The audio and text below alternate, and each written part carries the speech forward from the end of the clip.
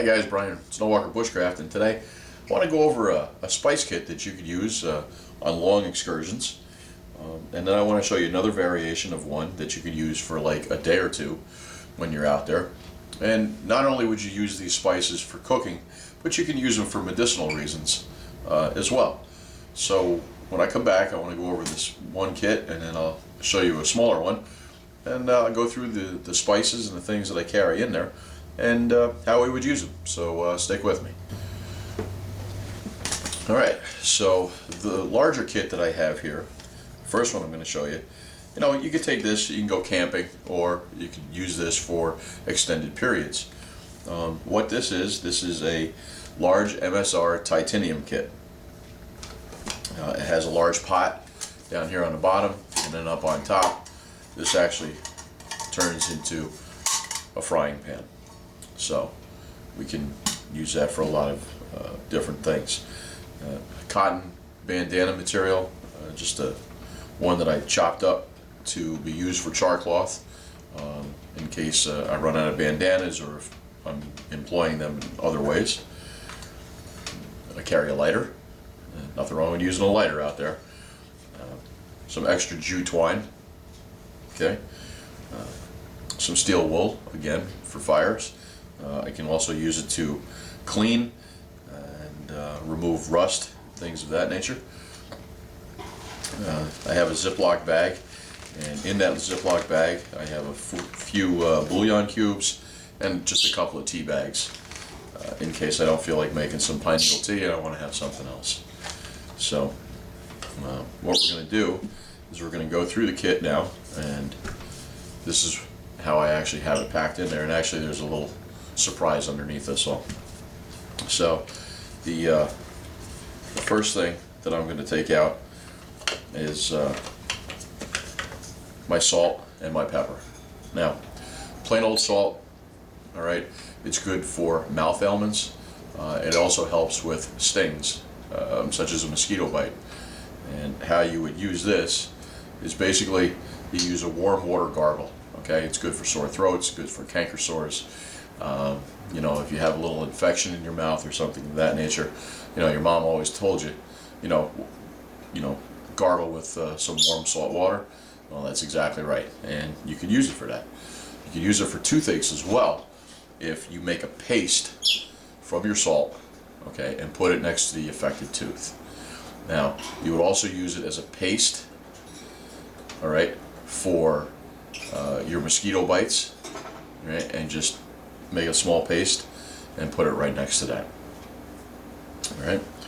Now, your black pepper, okay, basically this is to promote the stoppage of bleeding. Okay, it's an anti-hemorrhagic, and it does have antiseptic properties. So you would actually sprinkle this directly on the wound, and it should help with small cuts and scrapes of that nature. So, okay, after that, we're going to go to cayenne pepper. Nothing wrong with cayenne pepper. I like to zip up my food every now and then. So, again, this is promoting the stoppage of bleeding. You can also use this for sore throats and for toothaches as well. You're going to put it again directly on the wound. Turn this into a gargle, okay, for your sore throat, and then a paste for your toothache. Alright, the next one that we're going to have is cinnamon. And cinnamon is very good for boosting the good cholesterol in your body. Okay, it's also used for arthritic pain, and it also helps with the pain that females have when they're going through their menstrual cycle. You would use a half a teaspoon to a spoonful of honey for your arthritis pain. You can sprinkle it on your food, you can put it in your coffee, and you can put it in your tea, okay, and that will help boost the good cholesterol. And also that's how you would administer it if you're a female having painful menstrual cramps. So okay, the next one we have are cloves. Okay, cloves are good for your breath. They're very good for nausea and they're good for a toothache. Okay, basically you would chew 1 clove for your bad breath. Okay, you get bad breath. If you're not out there brushing your teeth, you're going to have bad breath.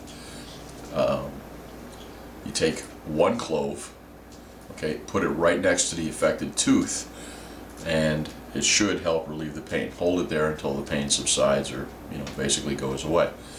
And if you have nausea, then you're going to be chewing 3 to 4 cloves slowly for your nausea, and that's how you would administer the cloves.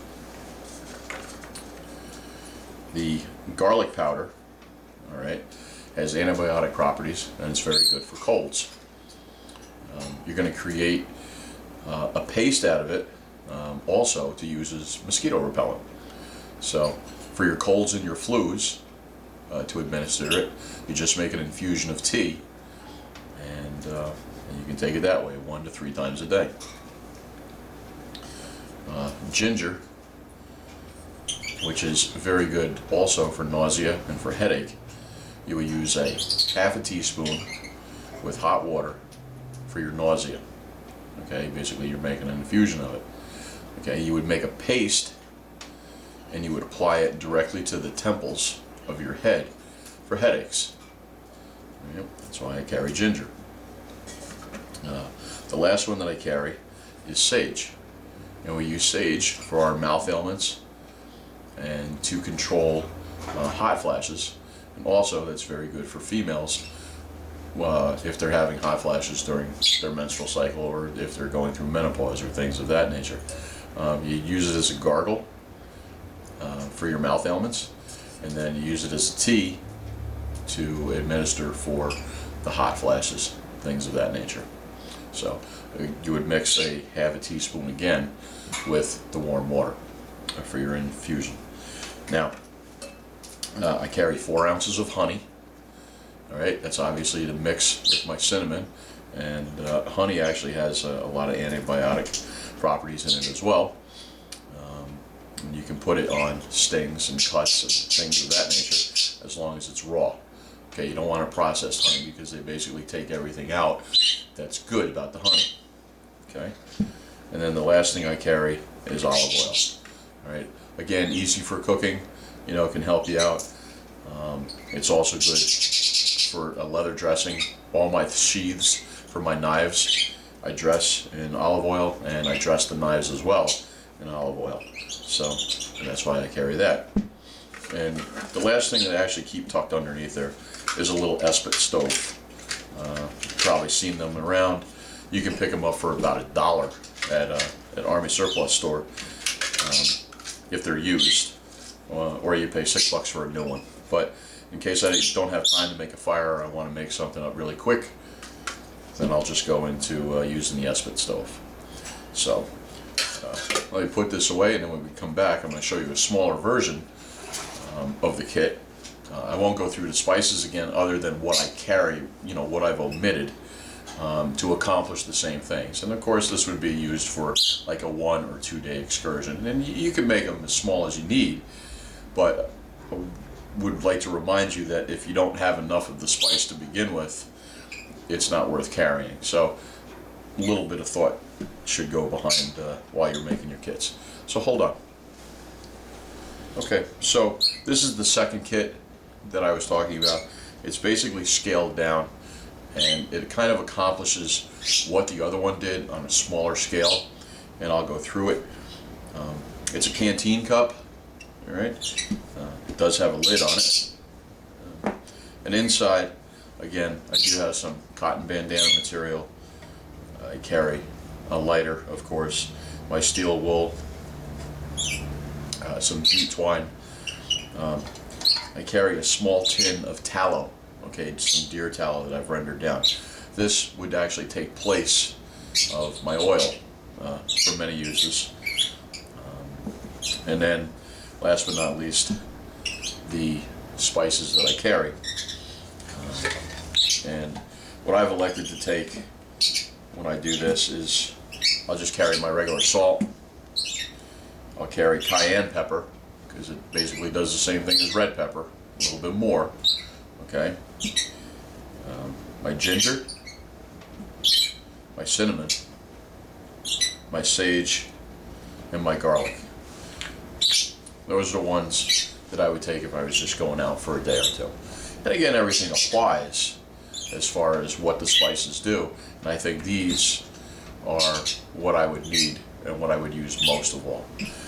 The only thing that I am actually lacking in this kit is the honey, but you know, you could tuck little 4 ounces in, you know, into your pack. It's not going to take up that much room.